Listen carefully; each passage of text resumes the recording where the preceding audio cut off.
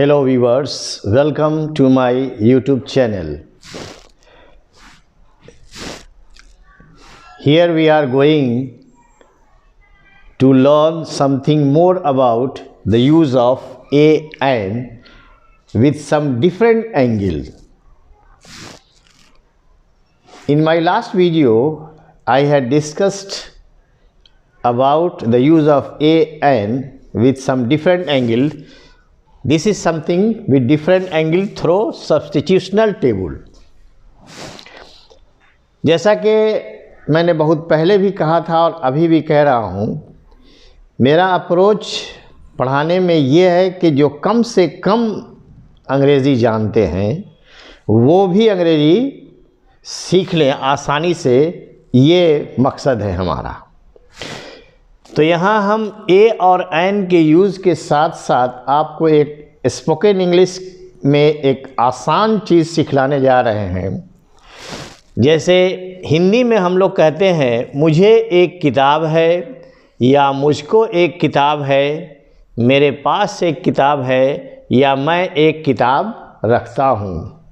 ये चारों सेंटेंस हिंदी में एक ही है, इंग्लिश में उनकी अंग्रेज़ी यही एक ही तरह से बनेगी। I have a book. जैसा कि आप जानते हैं कि अ यूज़ होता है जो कॉन्सोनेंट से शुरू हो और कॉन्सोनेंट का साउंड दे। तो यहाँ दो चीज़ एक साथ सिखलाना मकसद है, ए और एन का यूज़ भी और हैज़ हैव का यूज़ भी। प्लस आपको ये भी जानना होगा कि यहाँ सब्जेक्ट जो है दो पार्ट में बटा हुआ है। एक में ग्रुप में है I, we, you, they, plural noun. ये प्लूरल नाउन के रिप्रेजेंटेटिव है। माय फ्रेंड्स, दो आदमी का नाम, plural noun. The cows, the teachers, the boys, the girls, ये प्लूरल नाउन हुए। तो I, we, you, they plural noun अगर सब्जेक्ट है तो उसके साथ हम हैव लगाते हैं, और he, she, it singular noun subject है तो हम हैज़ लगाते हैं। माई फ्रेंड, यहाँ माई फ्रेंड्स है। राहुल एक लड़के का नाम है तो एक सिंगुलर नाउन के लिए हम हैज़ लगाते हैं। Now with according to this table 1, अगर आप ट्रांसलेशन के थ्रू अंग्रेजी सीखेंगे तो काफ़ी लंबा पड़ेगा। सब्स्टिट्यूशनल टेबल के थ्रू एक बैठक में 50 सेंटेंस आप सीख सकते हैं, ट्रांसलेशन बनाने की ज़रूरत नहीं है। करना आपको ये है कि इसको पढ़ना है, जैसे आप पढ़ेंगे वैसे ही कॉपी में आप नोट करेंगे। जैसे मैं पढ़ रहा हूँ, आप ध्यान से सुने। आई हैव अ बुक, मेरे पास एक किताब है। आई हैव अ मोबाइल, मेरे पास एक मोबाइल है। आई हैव अ कार, मेरे पास एक कार है। आई हैव अ वॉच, मुझे एक घड़ी है। आई हैव अ मोटरसाइकिल, मेरे पास एक मोटरसाइकिल है।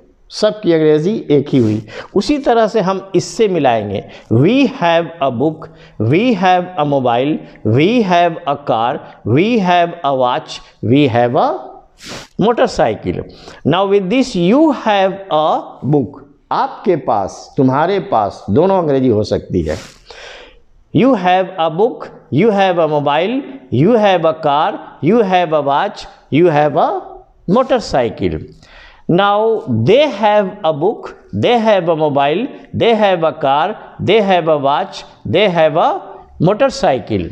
My friends have a book, my friends have a mobile, my friends have a car, my friends have a watch, my friends have a motorcycle. With these two plural noun, Raju and Rahul have a book. Raju and Rahul have a mobile. Raju and Rahul have a car. Raju and Rahul have a watch. Raju and Rahul have a motorcycle. आप देखें कि यहाँ 6 subject हैं, 5 यहाँ पर noun है। 6 × 5 30 sentence इसमें छुपे हुए हैं। 10-10 ट्रांसलेशन अगर आप बनाएंगे तो कई दिन लग जाएंगे। और इसको लिखने के बाद बाइफरकेट करें अपने कॉपी पर और उसको फिर आप पढ़ें।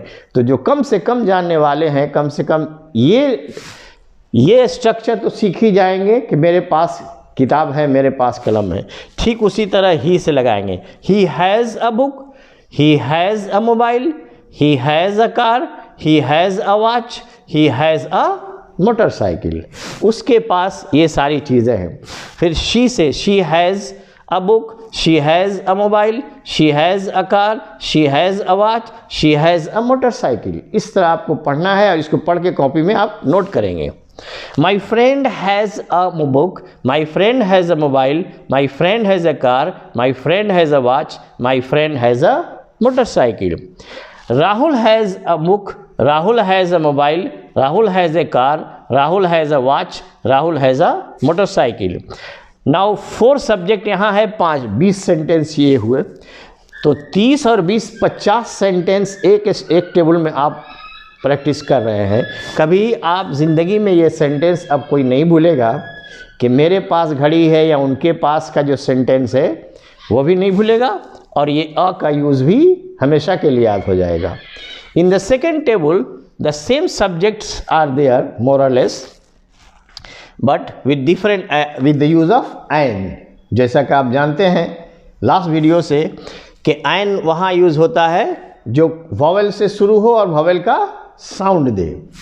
तो I have an apple, I have an axe, I have an egg, I have an umbrella, I have an ink pot, I have an aux.